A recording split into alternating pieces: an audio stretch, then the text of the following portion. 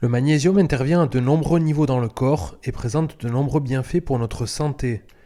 En effet, le magnésium est impliqué dans plus de 300 réactions enzymatiques et contribue au bon fonctionnement des muscles, du système nerveux ainsi que de l'ADN. En revanche, si le corps manque de magnésium, cela peut entraîner divers symptômes que nous allons détailler dans cette vidéo.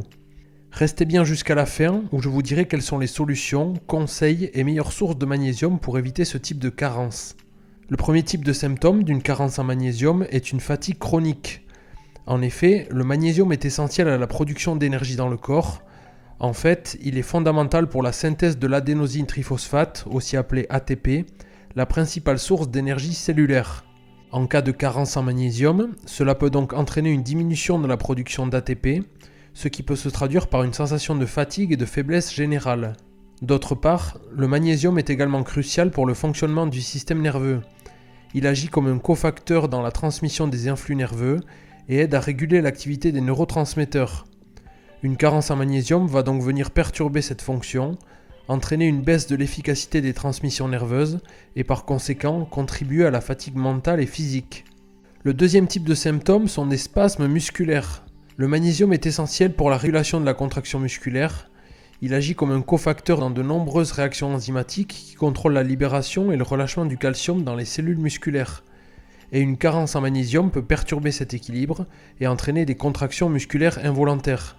En fait, lorsqu'il y a une carence en magnésium, les canaux calciques membranaires dans les cellules musculaires peuvent devenir hyperactifs, ce qui favorise une plus grande entrée de calcium.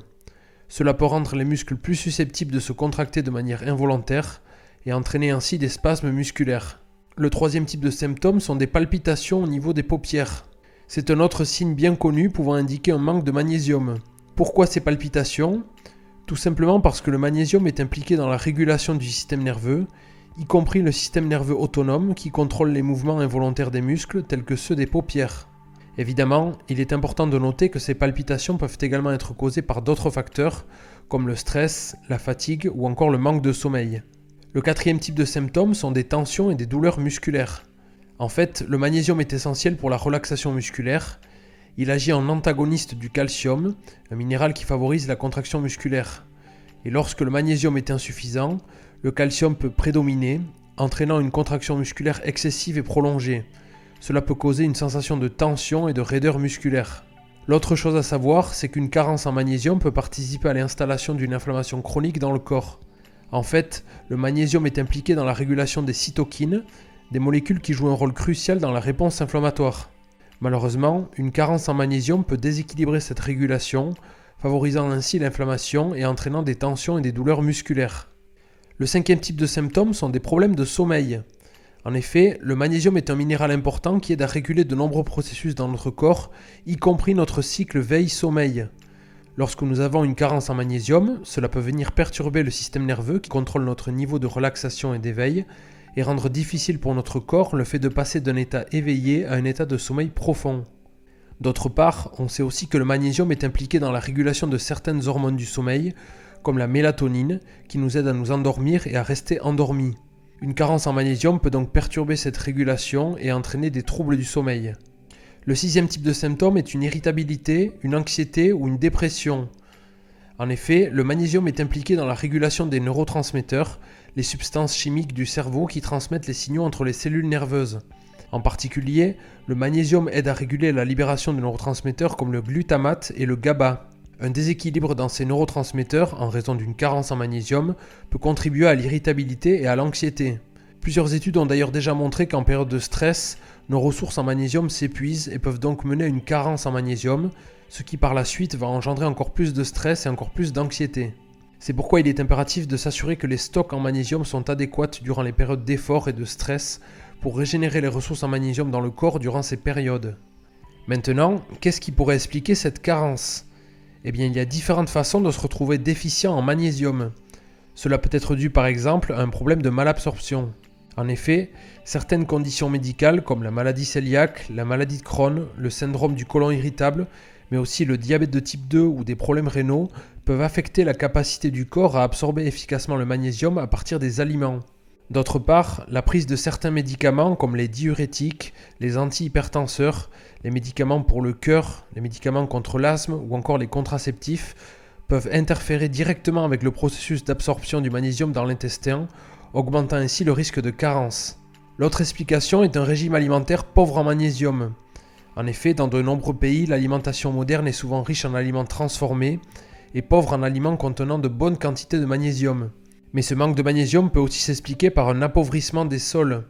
En effet, les recherches et analyses actuelles sur les aliments que nous consommons révèlent qu'ils sont de moins en moins capables de couvrir tous nos besoins en vitamines et minéraux, avec une perte de valeur nutritionnelle liée à l'agriculture intensive.